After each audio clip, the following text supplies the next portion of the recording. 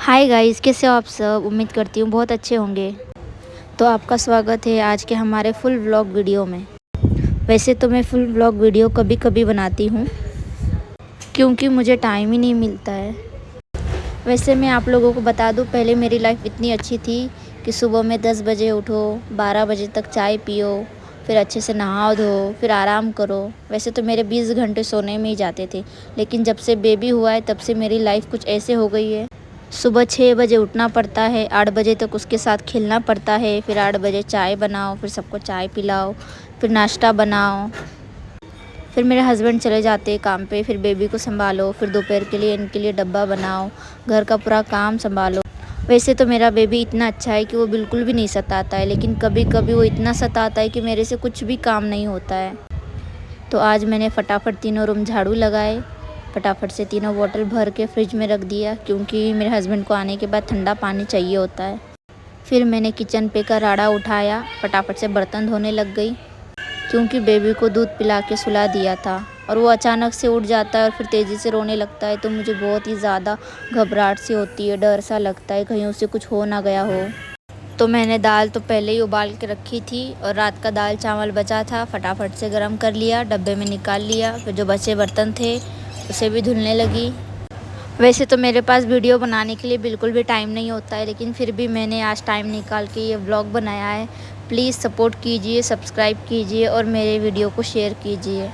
वैसे तो आज का मेरा वीडियो न्यू मॉम्स के लिए बहुत ही ज़्यादा इमोशनली होने वाला है। अगर कोई न्यू मॉम्स मेरा वीडियो देख रही है तो प्लीज़ कमेंट ज़रूर कीजिए। तो मेरे बर्तन धुलना हो गया, मैंने 2 पतीले धुल लिए, एक दाल के लिए और एक चावल के लिए। फटाफट से चावल निकाल लिए, चावल धुल दिए और अब मैं चावल गैस पे चढ़ाऊँगी, फिर दाल को बघार दूँगी। वैसे तो मेरे यहाँ पर 2-2 मर्द है, एक मेरे हस्बैंड और दूसरा मेरा भतीजा, लेकिन वो लोग काम तो करने लगते नहीं है, बस काम बड़ा बड़ा कर रख देते हैं मेरे ऊपर। फिर मैंने चावल चढ़ा दिए और फिर बेबी को देखने चली गई कि बेबी रो रहा है कि नहीं, और फिर फटाफट से दाल को छौंका लगाना शुरू कर दिया। लहसुन जीरे को पकने के लिए छोड़ दिया, फिर जो ऊपर बर्नी था सब फटाफट से नीचे रख दिया, सब वहाँ का राड़ा साफ़ किया और फिर दाल को छौंका लगा दिया। फिर बेबी को देखने के लिए अंदर चली गई, देखा तो बेबी जागा ही था और बस मेरा इंतज़ार कर रहा था। फिर वो मुझे देखकर रोने लग गया और फिर मैं बेबी के पास चली आई। क्या हुआ सोना? ओ बेटा सोना, ओ मम्मा, क्या हुआ? क्या हुआ? मम्मा तो काम कर रही है ना। और फिर मैं बेबी के पास खेलने के लिए चली गई, लेकिन वो खेलने के मूड में ही नहीं था, उसको भूख लगा था। मैं इतना चुप करा रही थी लेकिन वो चुप ही नहीं हो रहा था।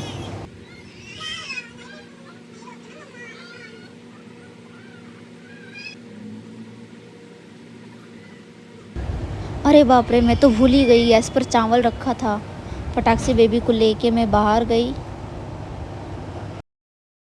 वैसे तो बेबी को लेके काम करना बहुत ही ज़्यादा डिफ़िकल्ट होता है, लेकिन फिर भी मैं पूरी कोशिश करती हूँ कि मैं उसको लेके ही काम करूँ।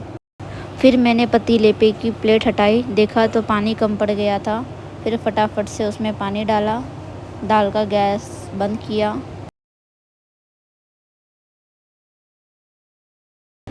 फिर चावल पे प्लेट झाँकी, दाल पे प्लेट झाँकी, किचन पे का राड़ा साफ़ करने लग गई। सच में न्यू मॉम की लाइफ बहुत ही ज़्यादा डिफ़िकल्ट होती है। अगर कोई करने वाला हो तो बहुत ही अच्छी बात है, लेकिन अगर कोई ना हो तो ऐसे ही परेशानी होती है। मेरी मम्मी और मेरी बहन तो करने वाली है, लेकिन उनके भी पीछे काम पड़ा रहता है। मेरी मम्मी को सुबह काम पे जाना होता है, फिर दोपहर में आना होता है, फिर शाम में जाना होता है, फिर रात में आना होता है। इसके लिए उनसे तो नहीं हो पाता है, लेकिन वो पूरी कोशिश करते हैं। वैसे तो जिन लोगों का हक था मेरी डिलीवरी में काम करने का, मेरे बच्चे की देखभाल करने का, उसको संभालने का, वो लोग तो नहीं आ पाए। इसलिए उम्मीद करती हूँ कि मेरे बच्चे के ऊपर हक जताने के लिए भी कभी मत आना। उसके बाद बेबी इतना ज़्यादा रो रहा था कि मैं उसको संभाल ही नहीं पा रही थी। बहुत ज़्यादा चुप कराने की कोशिश की, लेकिन वो चुप ही नहीं हो रहा था। फिर उसको फीड कराया और फिर उसको सुला के फिर काम करने के लिए चली आई। देखा तो चावल तो पूरा जल गया था। फटाफट चावल की प्लेट हटाई, देखा तो चावल ऊपर से ठीक था लेकिन नीचे से पूरा जल गया था। अब क्या करती, बेबी को संभालना है तो इतना तो सहना पड़ता है। फिर वापस बेबी को देखने के लिए आई तो बेबी उठ के मुझे ही देख रहा था कि मेरी मम्मा कब वापस आएगी।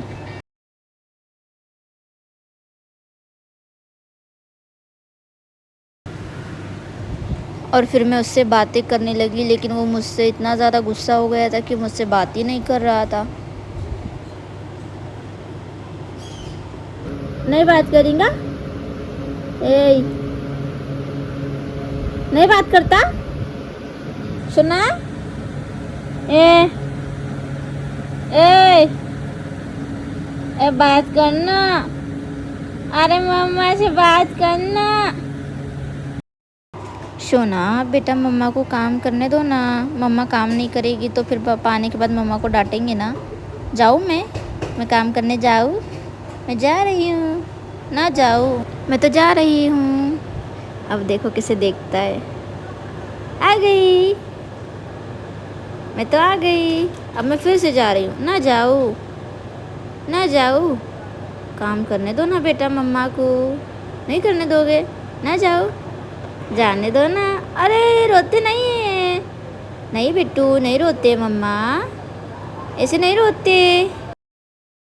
फिर मैं बेबी के पास गई और उसको ठपट के सुलाने लगी। फिर मैं उसको ठपटते गई और फिर वो सो गया। फिर उसको अच्छे से सुलाने के बाद देख सकते हो आप लोग वो कितने अच्छे से सो रहा है। उसके पास सोना पड़ता है तब जाके वो अच्छे से सोता है, नहीं तो फिर उठ जाता है। फिर मैं गई देखा तो काम आधा पड़ा था। फिर फटाफट से बर्तन धुलने लगी।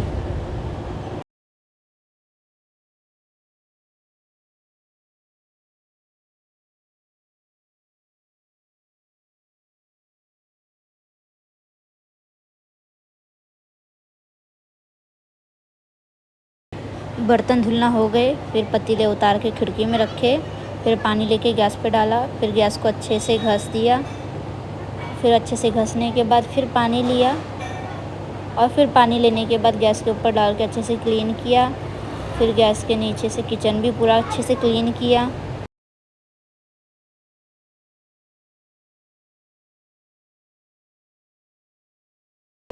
फिर गैस के ऊपर के चूल्हों को अच्छे से धुल कर गैस के ऊपर रखा।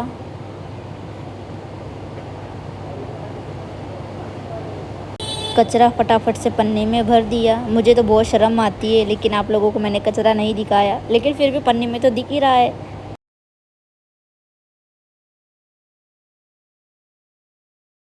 फिर फटाफट से बेसिन को साफ़ किया, बची कढ़ाई धुल दी और कचरा बाहर रखने के लिए चली गई। फिर आके फटाफट से पूरे किचन में पोछा लगाया।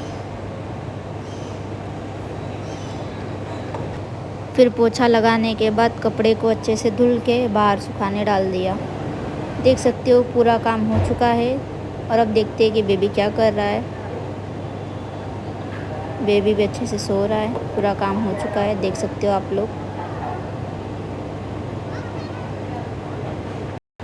तो अब आप लोग मेरे बेबी का ध्यान रखना, मैं फटाफट से नहा के आती हूँ। और अब मैं नहा के आ चुकी हूँ।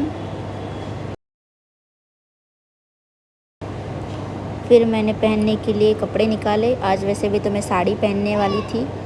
मैंने निकाली ब्लू और वाइट कलर की साड़ी। फिर पेटीकोट निकाला, फिर ब्लाउज़ निकाला और आज मैं यही पहनने वाली हूँ। और फिर बालों को अच्छे से सुखाने लग गई। फिर हेयर ड्राई से बाल को क्लीन किया, अच्छे से बाल में का गुत्ता निकाला और बाल को स्ट्रेट किया। और देख सकते हो आप लोग बेबी कैसे मुझे ध्यान से देख रहा है। उसको बहुत अच्छा लगता है जब मैं बाल बनाती हूँ, मैं तैयार होती हूँ, इतने अच्छे से देख रहा है, कैसे हंस रहा है। फिर मैं अपने बेबी के लिए गाना गाने लग गई थी और वो कितने प्यार से मुझे देख रहा था। वैसे तो मेरे हस्बैंड तो मेरे दीवाने ही है, लेकिन मेरा बेटा भी मेरा बहुत ज़्यादा दीवाना है। मैं लिखूं राजा दिल का, या तन्ने अपना प्यार लिखूंगी, दिल लिखना मैं बैठ गया तन्ने, पक्का मैं किताब लिखूंगी। सो गाइस देख सकते हो मेरा पूरा काम होने तक मेरा बेटा एकदम चुपचाप बैठा रहा और अब कैसे सता रहा है। अब मुझे तैयार ही नहीं होने दे रहा है, बाल भी नहीं बनाने दे रहा है। उसको मैं दिखा रही थी कि मोबाइल में वीडियो बन रहा, लेकिन वो देखता ही नहीं है।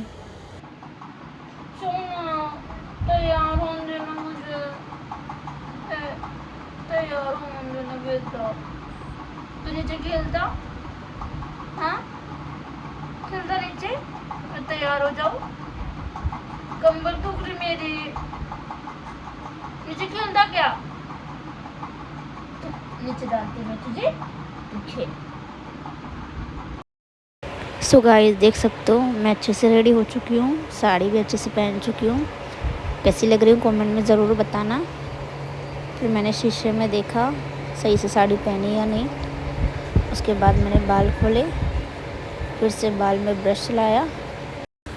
वैसे लोग बोलते हैं कि हेयर स्ट्रेटनिंग करने के बाद बाल टूटते हैं, झड़ते हैं, लेकिन मेरे साथ में तो ऐसे कुछ भी नहीं हुआ। जब से मैंने अपने बालों को स्ट्रेटनिंग किया है तब से मेरे बाल बहुत ही ज़्यादा अच्छे भी हुए हैं और बहुत ही ज़्यादा मेरे बाल भी बड़े हैं।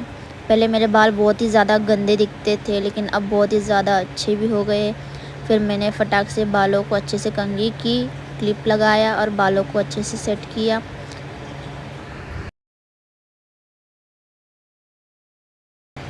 तो देख सकते हो गाइज़ मैं डेली दिन में 3 से 4 बार ये क्रीम यूज़ करती हूँ और इस क्रीम से मुझे बहुत ही ज़्यादा फ़ायदा हुआ है।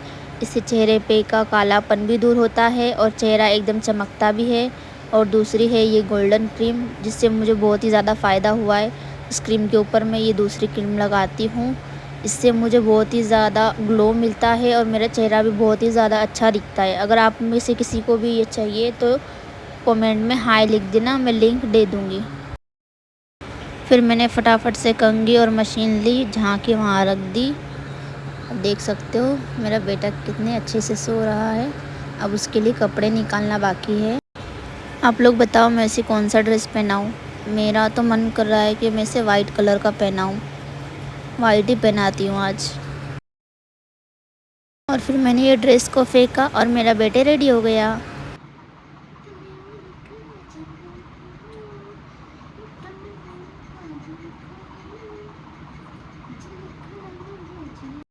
और देख सकते हो मेरा बेटा अपनी नानी के यहाँ जाने के लिए कितने अच्छे से रेडी हो चुका है और अपने मासी के साथ में कैसे फ़ोटो खिंचा रहा है, अच्छे अच्छे पोज दे रहा है। फिर हम लोग निकल चुके थे, कैसे बैठा है मेरी गोदी में और कैसे सब कुछ देख रहा है। वैसे तो ये अभी 3 महीने का भी नहीं हुआ है, अभी 3 महीने होने में भी टाइम बाकी है, लेकिन वो कितने अच्छे से रहता है। और मैं अपने भाई और बहन के साथ में जा रही थी। वैसे गाइस ये कौन सा चौक है, जिस किसी को भी पता है कमेंट में ज़रूर बताना।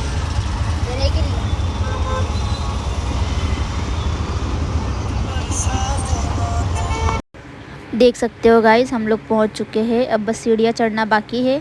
देख सकते हो ऊपर भी पहुंच चुके हैं। ये रहा मेरे मम्मी का घर। मेरे मम्मी का घर इतना बड़ा है और उन्हें पता है कि मेरा बेटा डेली आता है, तो उसके लिए उसका बिस्तर पहले से ही रेडी रखा रहता है। देख सकते हो कितने अच्छे से और आराम से सो रहा है।